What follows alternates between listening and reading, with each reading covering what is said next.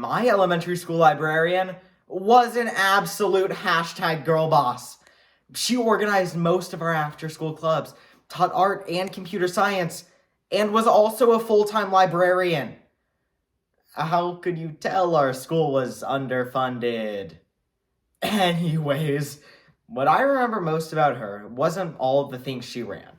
It was her annual lesson on climate change.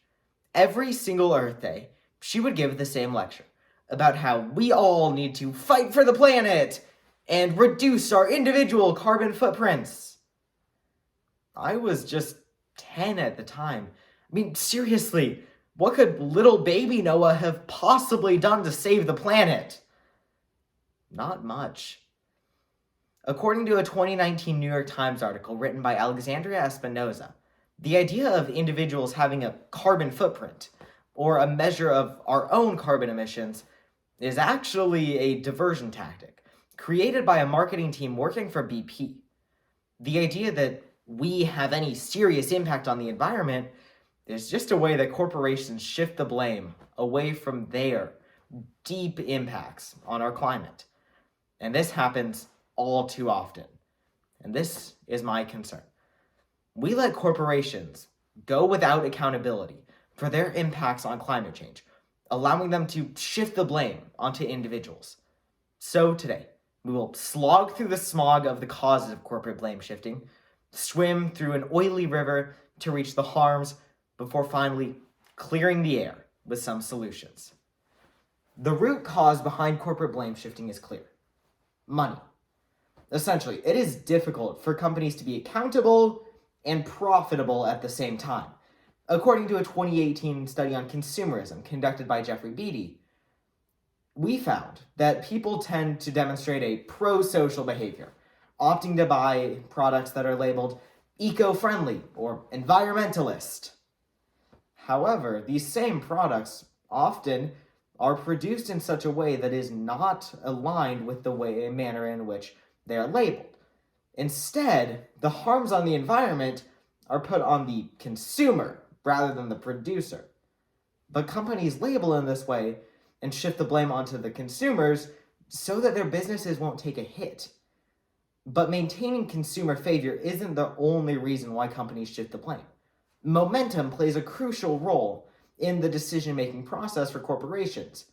Companies that are doing well will tend to continue doing well. You know, like what we saw with Blockbuster and Toys R Us and Shopko in the late 2010s.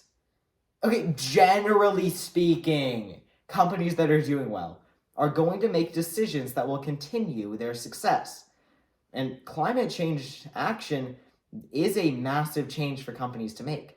According to another New York Times article, this one written in 2021 by Jeffrey Simons, first, companies must reliably measure their carbon emissions. Then they have to find a way to cut this without hurting their business operations. Companies often act out of fear of change because companies don't want to jeopardize their current success. So they remain inactive on serious issues such as this, and instead put the blame on the consumer, which is infinitely easier. So, now that we understand why companies blame shift, we can look at how this hurts us. First, in our government. Companies that put the blame on consumers can then go behind closed doors and say whatever they want. According to a 2019 Guardian article written by Ashley Herrera, companies will put out a public image that portrays them as environmentalist heroes.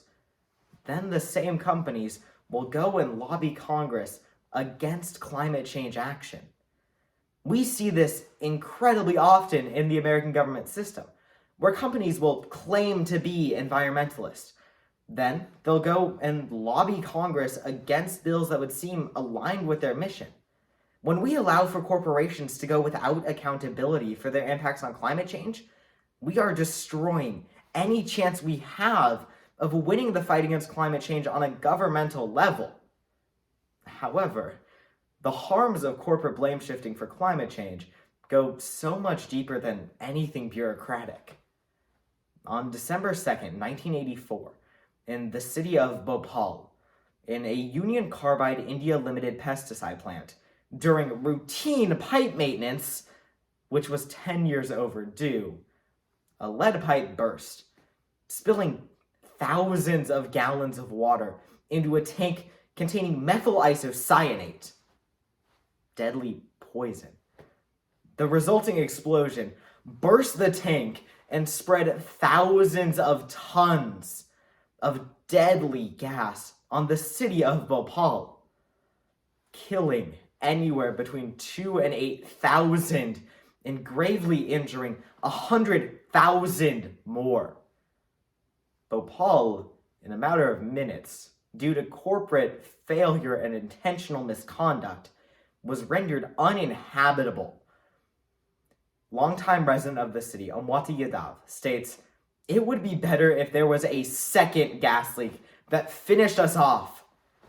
For the past 35 years, we haven't been living, we haven't been dying. We have been inhabiting the hell in between." The UCIL company has still failed to take accountability for the pipe burst that killed 8,000 people, saying it was an inside group of saboteurs that intentionally cut the pipe, even though all evidence points to intentional corporate misconduct, all to save a buck. The city of Bhopal is environmentally ruined with no chance of being cleaned up unless UCIL steps in and helps. But this isn't going to happen, because doing so would require them to take blame. When we allow for corporations to shift the blame for their actions onto individuals, we deny the people that their actions hurt the right they deserve to see the changes that need to be made. So, now that we see that there is some fixing that needs to be done, we can look at how we can go about this. First, with lobbying.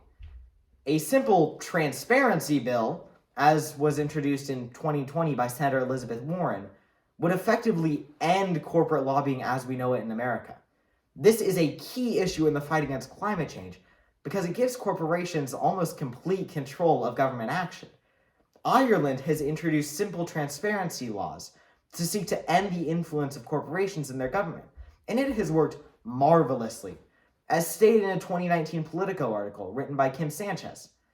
Ireland's blanket transparency law requires companies to publish their name and what they're lobbying for to everyone.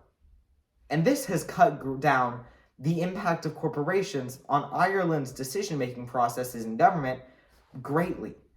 A simple transparency law would hold corporations accountable for the messages that they're putting out behind closed doors, making them realize that their messages have meanings and they can't continue to fight against their own promises. However, this can only go so far. We have to go ahead and fight for our own changes, because while we may not be the ones who are directly causing climate change, us individuals are the one it hurts most. So we have to take this into our own hands. According to a 2019 Vox article written by Michael Branson, stockholders within a company have the ability to collectively organize, to fight against power structures in these companies, to push their own changes. 100 companies produce 70% of the world's carbon emissions. 90 of these companies are publicly traded. People can buy stock in them, collectively organize, and then move forward their own agendas and force the companies to listen. But this has an incredibly high economic barrier to entry. On an individual level, we can do our own research into products and conduct our own personal boycotts. While this may seem like small baby steps, these are the first battles that have to be won if we are going to win the war against climate change. So today, we discovered the causes of corporate blame shifting and climate change, looked at how they harm us, before finally discovering some potential solutions. I assure you, my elementary school librarian never meant to spread pro-corporatist propaganda. But in the end, that's exactly what she ended up doing. Though I feel now is the perfect time to take another page out of her book. Metaphorically speaking, Figuratively, that would have gotten me yelled at. Her main goal was always to raise more globally minded, actively involved, passionate citizens. And these people are exactly the type we need if we stand any chance at winning the war against climate change and reinserting the individual back into the narrative.